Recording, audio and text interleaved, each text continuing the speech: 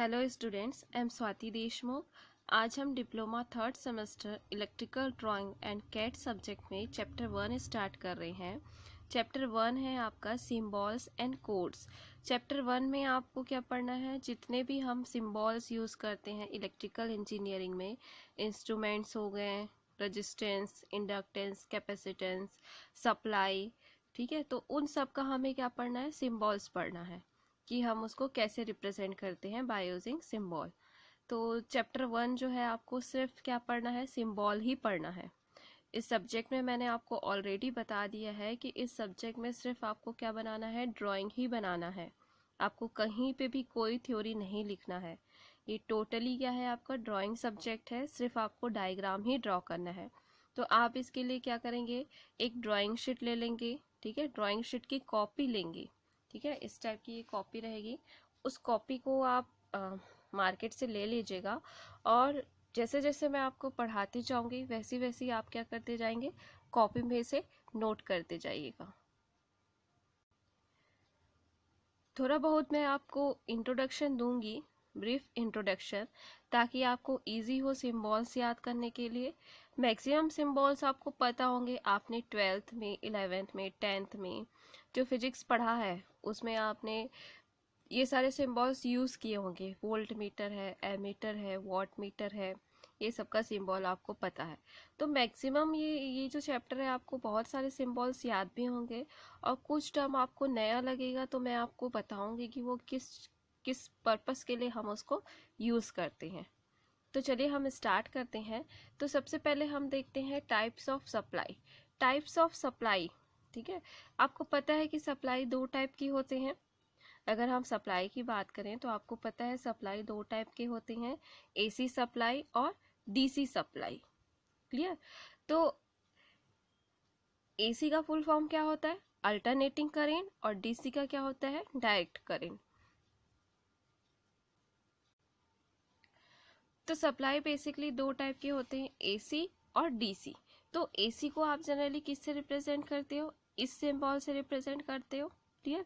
और डीसी को हम किससे रिप्रेजेंट करते हैं, एक स्ट्रेट लाइन से रिप्रेजेंट करते हैं। क्लियर है। यहाँ पे मैंने नेम लिखा है और यहाँ पे सिंबल लिखा है। अभी हम किसके बारे में पढ़ रहे हैं, टाइप्स ऑफ सप्लाई। तो सप्लाई से रिलेटेड जितने भी सिंबल्स हम यूज़ करते हैं उसका सिंबल हम स्टडी करेंगे। तो डीसी सप्लाई को हम किससे रिप्रेजेंट करते हैं, एक स्ट्रेट लाइन से रिप्रेजेंट करते हैं। और अल्टरनेटिंग करेंट, ठीक है, alternating current that is AC supply को हम किससे रिप्रेजेंट करते हैं, ये आपका कुछ साइनसॉइडल टाइप का वेव फॉर्म बनाते हो, सिंबल बनाते हो। क्लियर। तो ये होता है आपका एसी और डीसी का सिंबल। नेक्स्ट हम देखते हैं एसी पावर फ्रीक्वेंसी सप्लाई। अगर आपको कहीं पे फ्रीक्वेंसी के साथ एसी पावर को रिप्रेजेंट करना है, फ्रीक्वेंसी के साथ क्या करना है, एसी पावर सप्लाई को रिप्रेजेंट करना है, तो उसके लिए आप कैसे करोगे, ये आप एसी का सिंबल बनाओगे प्लस साथ में क्या लिखोगे, 50 हर्ट्स। इंडिया की स्टैंडर्ड फ्रीक्वेंसी कितनी है, 50 हर्ट्स है। तो अभी हम क्या यूज़ करेंगे, 50 हर्ट्स ही यूज़ करेंगे। क्या वो बोला है आपको, एसी पावर फ्रीक्वेंसी सप्लाई। तो एसी पावर का, एसी का सिंबल आपको पता है, ये आप बनाते हो, प्लस साथ में क्या लिखा है, फ्रीक्वेंसी सप्लाई। तो यहाँ पे आपको सिंबल में क्या रिप्रेजेंट करना है, फ्रीक्वेंसी भी रिप्रेजेंट करना है। तो फ्रीक्वेंसी का यूनिट है, क्या रहता है आपका, हर्ट्ज में रहता है। और इंडिया की स्टैंडर्ड फ्रीक्वेंसी कितनी है, 50 हर्ट्ज। तो यहाँ पे हमने क्या लिख दिया है, 50 हर्ट्ज। ओके। नेक्स्ट हम देखते हैं रेक्टिफाइड सप्लाई। रेक्टिफाइड सप्लाई क्या होता है, जैसे कि आप ये थोड़ा यहाँ पे गलत ड्रॉ हुआ था, आप ये वाला सिंबल यूज़ करेंगे, ठीक है। रेक्टिफाइड सप्लाई को हम कैसे रिप्रेजेंट करेंगे, ये इस सिंबल से रिप्रेजेंट करेंगे। अब रेक्टिफाइड सिंबल क्या होता है, रेक्टिफाइड सप्लाई, जैसे कि आपने फिजिक्स में पढ़ा होगा, रेक्टिफायर पढ़ा होगा, रेक्टिफायर आपने स्टडी किया है। रेक्टिफायर क्या करता है, एसी सप्लाई को डीसी सप्लाई में कन्वर्ट करता है। रेक्टिफायर का काम क्या होता है, एसी को, अगर आप एसी सप्लाई दे रहे हो ऐसा इनपुट, तो हमें आउटपुट में क्या मिलेगा, डीसी सप्लाई मिलेगा।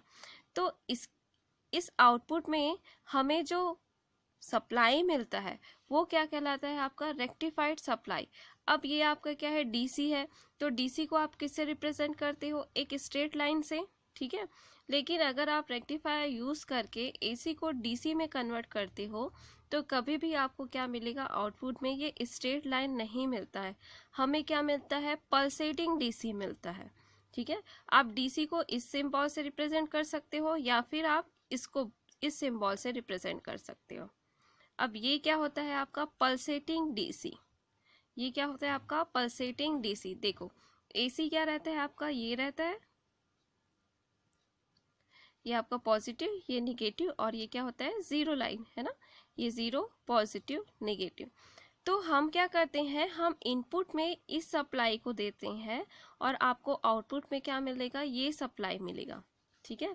इसमें कंफ्यूज नहीं होना, ये किस टाइप का सप्लाई है आपका, कोई भी डीसी सप्लाई में निगेटिव पोर्शन नहीं रहता है, ये आपका इस टाइप का है, तो इसको हम क्या बोलते हैं, पल्सेटिंग डीसी। तो आप डीसी को इस टाइप से भी रिप्रेजेंट कर सकते हो और इस टाइप से भी, एक स्ट्रेट लाइन से भी आप उसको रिप्रेजेंट कर सकते हो, क्लियर। तो यहाँ से रेक्टिफायर से हमें जो आउटपुट मिलता है वो आपको प्योर डीसी नहीं मिलता है, क्या मिलता है आपको, पल्सेटिंग डीसी। इसलिए यहाँ पे जो सिंबल मैंने बनाया है वो क्या बनाया है, रेक्टिफाइड सप्लाई का एक डॉटेड लाइन से मैंने स्ट्रेट लाइन बनाया है और यहाँ पे इस टाइप का पल्सेटिंग डीसी बनाया है, क्लियर। तो रेक्टिफाइड सप्लाई क्या रहेगा आपका, इस टाइप का सिंबल से आप उसको रिप्रेजेंट करोगे। नेक्स्ट हम देखते हैं M phase and F frequency supply. M phase and F frequency supply मतलब फेज आपका, फेज एम फेज, फेज आपका क्या हो सकता है, सिंगल फेज, थ्री फेज, ठीक है। फ्रीक्वेंसी भी आपका चेंज हो सकता है, लेकिन इसको यहाँ पे क्या बोला है, आप इस सप्लाई को इस सिंबल से रिप्रेजेंट करो, एम से और एफ से। तो यहाँ पे हम एसी का बना देंगे, ठीक है, क्योंकि डीसी की तो फ्रीक्वेंसी ही नहीं होती ना। अब ये मत सोचना कि मैम यहाँ पे तो एसी लिखा नहीं है, तो आपको ये अंडरस्टूड होना चाहिए कि डीसी का कोई फ्रीक्वेंसी नहीं होता है, डीसी की फ्रीक्वेंसी क्या होती है, जीरो होती है, ठीक है। तो यहाँ पे क्या होगा, आप एसी का सिंबल बनाओगे और यहाँ पे एम लिखोगे और यहाँ पे क्या लिखोगे, एफ लिखोगे। एम क्या रिप्रेजेंट करेगा, फेस, और एफ क्या रिप्रेजेंट करेगा, फ्रीक्वेंसी, क्लियर।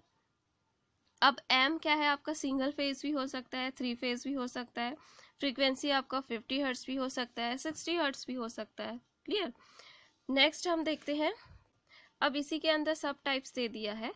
अगर आपको एसी शो करना है और थ्री फेज 50 हर्ट्ज देना शो करना है, तो आप यहाँ पे क्या बनाओगे, एसी का सिंबल बनाओगे।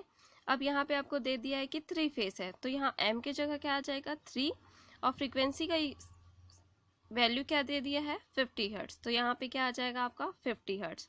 नेक्स्ट हम देखते हैं AC three phase 50 hertz 400 volt. अब यहाँ पे आपको वोल्टेज का भी वैल्यू दे दिया है, तो सिंपली आप यहाँ पे क्या करोगे, एसी का सिंबल बनाओगे, थ्री फेज 50 हर्ट्ज 400 वोल्ट लिखोगे। नेक्स्ट देखो AC three phase with neutral, ठीक है। तो न्यूट्रल का सिंबल आप यहाँ पे देख लीजिए, ठीक है। न्यूट्रल को सिंपली हम क्या किससे डिनोट करते हैं, एन से, ठीक है, या आप सिर्फ क्या लिख सकते हो यहाँ पे, एन, ठीक है। न्यूट्रल को आप किससे रिप्रेजेंट करते हो, एन से, या फिर सर्कल में एन बना सकते हो, ठीक है, दोनों सेम है। तो यहाँ पे क्या दे दिया है, AC three phase with neutral, तो यहाँ पे आपको क्या शो करना है, न्यूट्रल भी शो करना है। तो यहाँ पे आप थ्री के आगे जहाँ पे फेस लिखे हो वहाँ पे एन का सिंबल भी ऐड करोगे। एन किसको रिप्रेजेंट करेगा, न्यूट्रल को रिप्रेजेंट करेगा, ठीक है। 50 हर्ट्ज 400 वोल्ट। नेक्स्ट आप देखो, अब हमने ये सब एसी के लिए देखा था, अब हम देखते हैं 6 वाला जो पॉइंट है वो हम अब डीसी के लिए देखते हैं। तो डीसी के लिए देखो, DC two conductor 110 volt 110 volt. तो डीसी को हम किससे रिप्रेजेंट करते हैं, एक स्ट्रेट लाइन से, ठीक है। तो यहाँ पे टू है, टू कंडक्टर बोला है, तो यहाँ पे हम क्या रिप्रेजेंट करेंगे, टू, और वोल्टेज का वैल्यू कितना दिया है, 110। नेक्स्ट हम देखते हैं DC two conductor with neutral, तो यहाँ पे आप सिर्फ क्या लगाओगे, एन की वैल्यू पुट करोगे, एन सिंबल ऐड करोगे, बाकी सब क्या रहेगा, सेम रहेगा। ठीक है, और न्यूट्रल मैंने आपको बता दिया, या तो आप सिंपली एन लिखो या सर्कल में एन लिखो, दोनों एक ही है। ठीक है, तो ये जो सिंबल्स थे वो किससे रिलेटेड थे, आपके सप्लाई से रिलेटेड थे। तो अपनी कॉपी में आप A to Z ये सिंबल्स को ड्रॉ करोगे। नेक्स्ट हम देखते हैं इंस्ट्रूमेंट सिंबल्स देखते हैं। ठीक है, जो जो आप इंस्ट्रूमेंट यूज करते हो उसका सिंबल क्या क्या रहता है। जैसे आप पहले से जानते होगे volt meter, ammeter, watt meter, multimeter, ये सब तो पता होगा आपको। ठीक है, तो ये सब क्या होते हैं, आपके ये जो मीटर्स होते हैं, इंस्ट्रूमेंट्स होते हैं, वो इंडिकेटिंग इंस्ट्रूमेंट के अंदर आते हैं। ये सब क्या है, ये जो इंस्ट्रूमेंट्स हैं वो किसके अंदर हैं, आपके इंडिकेटिंग इंस्ट्रूमेंट्स के अंदर हैं। ठीक है, तो अब यहाँ पे हम इंस्ट्रूमेंट्स के सिंबल्स स्टडी करेंगे। तो यहाँ पे हमने लिख दिया इंडिकेटिंग इंस्ट्रूमेंट्स, और यहाँ पे क्या लिखा है, उसका सिंबल लिख दिया है। क्लियर, तो पहला हम देखते हैं इंडिकेटिंग इंस्ट्रूमेंट जनरल। अगर आपको कोई भी इंडिकेटिंग इंस्ट्रूमेंट है जो इंडिकेट करता है, उसका अगर आपको सिंपल एक जनरल सिंबल बनाना है तो सिंपल आप उसको एक सर्कल से रिप्रेजेंट करोगे। क्लियर, नेक्स्ट है आपका इंस्ट्रूमेंट विथ पॉइंटर। अगर उस इंस्ट्रूमेंट में पॉइंटर है, इंस्ट्रूमेंट विथ पॉइंटर, तो हम जनरली इंडिकेटिंग इंस्ट्रूमेंट को जनरली में एक सर्कल से रिप्रेजेंट कर रहे हैं। अब उसके साथ आपको दे दिया है पॉइंटर, तो आप सिंपल उस सर्कल के अंदर क्या बना दोगे, एक पॉइंटर बना दोगे, मींस एक एरो का सिंबल ऐड करोगे। तो इंस्ट्रूमेंट विथ पॉइंटर क्या होगा, एक सर्कल बनाओगे और अंदर में क्या प्लेस करोगे, एरो। ठीक है, नेक्स्ट हम देखते हैं इंस्ट्रूमेंट विथ डिजिटल इंडिकेटर। अब आप देखो इंस्ट्रूमेंट आप दो टाइप के जानते होंगे, एक क्या होता है आपका एनालॉग और एक आपका क्या होता है डिजिटल। तो एनालॉग क्या होता है आपका, एनालॉग क्या होता है, यहाँ पे जो स्केल्स बने होते हैं, ठीक है, जो स्केल्स बने होते हैं वो क्या होता है आपका एनालॉग होता है। ठीक है, और जो आपको नंबर्स डिस्प्ले करते हैं, जैसे आपका 23 वोल्ट्स डायरेक्ट डिस्प्ले कर रहा है, वो क्या कहलाता है आपका डिजिटल। तो इंस्ट्रूमेंट विथ डिजिटल इंडिकेटर, तो इसको आप क्या रिप्रेजेंट करोगे, सिंपल एक सर्कल बनाओगे और यहाँ पे एक लाइन खींच के 3 स्मॉल सर्कल्स बनाओगे। ठीक है, indicating instrument with digital indicator का सिंबल कैसे बनाओगे आप, इस टाइप का। ठीक है, 1 2 3, क्लियर, तो यहाँ पे आप उसको बना लोगे। नेक्स्ट वोल्ट मीटर, आपको पता है सिंपल आप सर्कल बना के क्या लिखते हो, V लिखते हो। ठीक है, एमीटर बनाते हो, सिंपल A लिखते हो। Watt meter W। ठीक है, वोल्ट मीटर किस लिए यूज करते हैं हम, वोल्टेज को मेजर करने के लिए। एमीटर क्यों यूज करते हैं, करेंट को मेजर करने के लिए। और वॉट मीटर हम क्यों यूज करते हैं, पावर को मेजर करने के लिए। तो सिंपली आप क्या लिखोगे, यहाँ पे सर्कल बनाओगे और वॉट मीटर के लिए W, एमीटर के लिए A, वोल्ट मीटर के लिए V। नेक्स्ट है आपका मल्टीमीटर। तो यहाँ पे आपको ठीक से नहीं दिखेगा करके मैंने यहाँ पे रीड्रॉ किया है। तो मल्टीमीटर से आप क्या क्या मेजर कर सकते हो, आप पहले भी पढ़ चुके हो ना, वोल्ट मीटर, एमीटर। ठीक है, वोल्टेज, करेंट, रेजिस्टेंस, ये सब हम यूज कर मेजर कर सकते हैं मल्टीमीटर से। तो रेजिस्टेंस का सिंबल क्या होता है, ओम। ठीक है, यूनिट ओम होता है और इसका सिंबल क्या होता है, इससे रिप्रेजेंट करते हैं। तो मल्टीमीटर को हम किससे रिप्रेजेंट कर रहे हैं, सिंबल से V-A-O। ठीक है, नेक्स्ट है आपका नल इंडिकेटर। नल इंडिकेटर को आप सिंपल क्या शो करोगे, इस AC सिंबल से, और यहाँ पे एक छोटा सा सर्कल बनाओगे। नेक्स्ट है आपका फ्रीक्वेंसी मीटर। जो जो यहाँ पे क्लियर नहीं है ना, उसको मैंने यहाँ पे रीड्रॉ किया है, तो आप इसको नोट करेंगे, दो दो सिंबल नहीं बनाएंगे। क्लियर, फ्रीक्वेंसी मीटर, फ्रीक्वेंसी को हम किससे मेजर करेंगे, फ्रीक्वेंसी मीटर से। फ्रीक्वेंसी का यूनिट क्या होता है, हर्ट्ज। हर्ट्ज को हम किससे रिप्रेजेंट करते हैं, हर्ट्ज को कैसे लिखते हैं हम, HZ। ठीक है, तो अगर आपको फ्रीक्वेंसी मीटर बनाना है तो क्या करोगे, एक सर्कल बनाओगे, उसके अंदर क्या लिखोगे, हर्ट्ज, उसकी यूनिट। ठीक है, नेक्स्ट आप देखिए ओम मीटर। ठीक है, रेजिस्टेंस मेजर करने के लिए। तो रेजिस्टेंस का सिंबल क्या होता है आपका, रेजिस्टेंस का यूनिट क्या होता है, ओम, और इसका सिंबल हम कैसे बनाते हैं, इस टाइप का बनाते हैं। ठीक है, तो ओम मीटर का सिंबल आप इस टाइप से बनाओगे। नेक्स्ट है आपका गैल्वेनोमीटर। यहाँ पे शायद आप लोग को स्पेलिंग ठीक से नहीं दिखेगा करके मैंने यहाँ पे दोबारा उसको लिखा है। तो गैल्वेनोमीटर किस लिए हम यूज करते हैं, used for measuring small current. Small current के मेजरमेंट के लिए हम क्या यूज करते हैं, गैल्वेनोमीटर। तो गैल्वेनोमीटर का सिंबल क्या होगा, एक सर्कल बनाओगे और अपवर्ड डायरेक्शन में क्या रहेगा आपका, एक एरो का मार्क रहेगा। क्लियर। नेक्स्ट है आपका टैकोमीटर। टैकोमीटर हम स्पीड मेजरमेंट के लिए यूज करते हैं। ठीक है, टैकोमीटर क्या होता है आपका, स्पीड मेजरमेंट के लिए हम यूज करते हैं। जैसे अगर आपका फैन चल रहा है, ठीक है, और आपको उसकी स्पीड देखनी है तो हम क्या करेंगे, वहां पे टैकोमीटर यूज करेंगे। क्लियर। तो टैकोमीटर का सिंबल क्या होता है, एक सर्कल बनाना और उसको हम एन से रिप्रेजेंट करेंगे। टैकोमीटर जो स्पीड हम मेजर करते हैं उसका यूनिट क्या होता है आपका, आरपीएम। यूनिट क्या होता है, आरपीएम। ठीक है, तो ये होता है आपका टैकोमीटर। टैकोमीटर किस लिए यूज करते हैं हम, स्पीड मेजरमेंट के लिए, चाहे आप फैन का स्पीड देखो या फिर मोटर का स्पीड देखो। ठीक है, अब आप जब लैब में आएंगे तो हम आपको दिखा देंगे कि टैकोमीटर कैसा रहता है। ठीक है, एनर्जी मीटर जो आपके घर के बाहर लगा रहता है, एनर्जी मीटर, उसका सिंबल आप सिंपल एक सर्कल बनाओगे और उसके अंदर एक रेक्टेंगल बनाओगे। क्लियर, एक आप सर्कल बनाओ ऐसा और यहाँ पे क्या बनाओ, एक रेक्टेंगल। ठीक है, ये आपका एनर्जी मीटर। नेक्स्ट है आपका थर्मोमीटर या फिर पायरोमीटर। तो आपको पता है थर्मोमीटर हम किस लिए यूज करते हैं, टेम्परेचर मेजरमेंट के लिए। तो इसके सिंबल क्या हो जाएगा, सिंपली आप एक सर्कल बनाओ और यहाँ पे क्या बनाओ, टी, और ये आपका डिग्री का सिंबल। तो थर्मोमीटर हम किस लिए यूज करते हैं, टेम्परेचर मेजरमेंट के लिए। लेकिन यहाँ पे मैंने एक और वर्ड लिखा है, पायरोमीटर।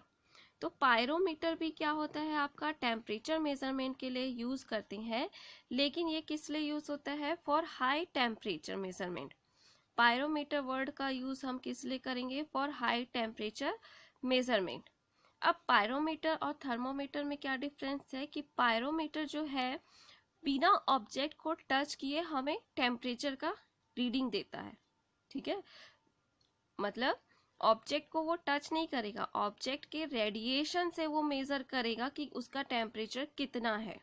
जैसे फर्नेस हो गया, तो फर्नेस में ऐसा तो नहीं है कि आप जाके टिका दोगे, है ना, हम उसके रेडिएशन से क्या करेंगे, उसके टेम्परेचर को चेक करेंगे। तो पायरोमीटर हम फॉर हाई टेम्परेचर मेजरमेंट के लिए यूज करते हैं। A pyrometer is an instrument that measure temperature remotely मतलब दूर से ही, that is by measuring radiation from the object without having to be in contact। बिना ऑब्जेक्ट के कांटेक्ट में आए ऑब्जेक्ट के रेडिएशन से पायरोमीटर क्या करेगा, टेम्परेचर को मेजर करेगा। ठीक है, नेक्स्ट है आपका ऑक्सिलोस्कोप। ऑक्सिलोस्कोप को हम किससे रिप्रेजेंट करेंगे, एक सर्कल बनाओगे और ये एन नहीं है ना, ये एन नहीं है, आप इसको कैसे बनाओगे, इस टाइप से ऐसे बनाओगे। ठीक है, ऑक्सिलोस्कोप के लिए क्या करते हैं हम, आप देखे होंगे शायद अपने लैब में, जो सिग्नल्स होते हैं इलेक्ट्रॉनिक सिग्नल्स, उसको वो क्या करता है, डिस्प्ले करता है। ठीक है, for measurement and display electronic signal we use oscilloscope. ठीक है, नेक्स्ट है आपका पावर फैक्टर मीटर। तो पावर फैक्टर अभी आप आगे पढ़ोगे। तो पावर फैक्टर को हम cos फाई से रिप्रेजेंट करते हैं। पावर फैक्टर को हम किससे रिप्रेजेंट करते हैं, cos फाई से रिप्रेजेंट करते हैं।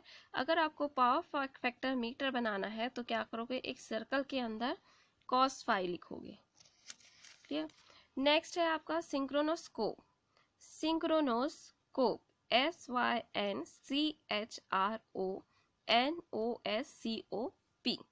तो ये सबसे इंपॉर्टेंट है इस चैप्टर में, टैकोमीटर, एनर्जी मीटर, थर्मोमीटर।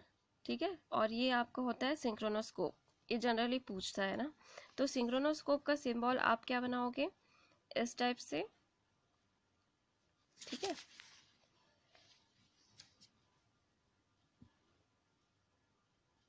एक ऐसे बनाओगे, एक इधर एरो दोगे और एक इधर एरो दोगे, ठीक है। अब सिंक्रोनोस्कोप क्या होता है, अगर आपको किसी भी दो सिस्टम को कनेक्ट करना है, दो जनरेटर को कनेक्ट करना है या दो सिस्टम पावर सिस्टम को कनेक्ट करना है, तो क्या होना चाहिए, दोनों सिंक्रोनाइज होना चाहिए, ठीक है। सिंक्रोनाइज होना चाहिए मतलब वो जो दो सिस्टम हैं उनकी फ्रीक्वेंसी सेम होनी चाहिए और दोनों सिस्टम का जो फेज डिफरेंस है, फेस एंगल है, वो 0 होना चाहिए। तो सिंक्रोनोस्कोप हमें क्या बताता है, उसको मेजर करता है, दोनों की सिस्टम की फ्रीक्वेंसी मेजर करेगा, ठीक है। मतलब उन दोनों सिस्टम में कोई फ्रीक्वेंसी चेंजेस तो नहीं है दोनों, ठीक है।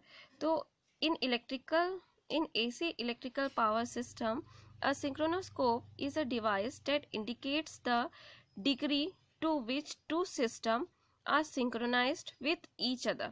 अगर आपको किसी दो सिस्टम को आपस में कनेक्ट करना है तो वो दो सिस्टम क्या होने चाहिए, एक तो सेम फ्रीक्वेंसी पे ऑपरेट होना चाहिए, उन दोनों सिस्टम के बीच का फेस एंगल क्या होना चाहिए, 0 होना चाहिए।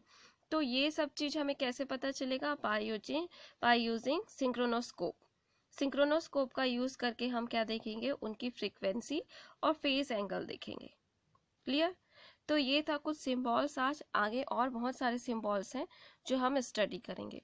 तो आप अभी फिलहाल इसको अपने कॉपी में नोट कर लीजिए, नेक्स्ट क्लास में हम आगे और सिंबल्स पढ़ेंगे।